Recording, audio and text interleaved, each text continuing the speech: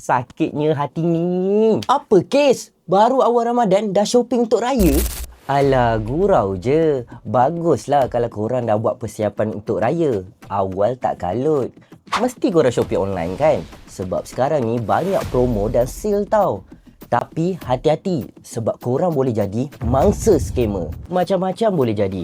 Dekat iklan barang punyalah cantik, tapi bila sampai hancur. Lepas tu dekat iklan harga punyalah murah, tapi bila check out harga boleh naik pula. Tambah lagi order barang punyalah awal, tapi sampai nak dekat malam raya barang tak sampai-sampai. Sakitnya hati ni. Itu antara scam e-dagang yang ramai orang dah kena. Tak percaya?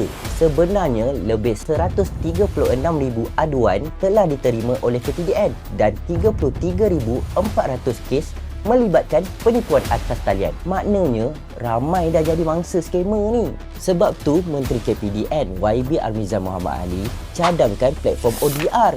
ODR tersebut ia akan sekaligus mempercepatkan sebarang proses aduan. Dengan adanya ODR ni dapat bantu selesaikan pertikaian e-dagang secara online dan cadangan ni dah masuk peringkat akhir sebelum dibawa ke Jemaah Menteri. Dengan ODR nanti, aduan boleh dibuat secara online. Tak perlu proses rumit-rumit dan lebih cepat lindungi hak pengguna. Tapi ingat, simpan bukti pembelian supaya mudah nak buat aduan nanti.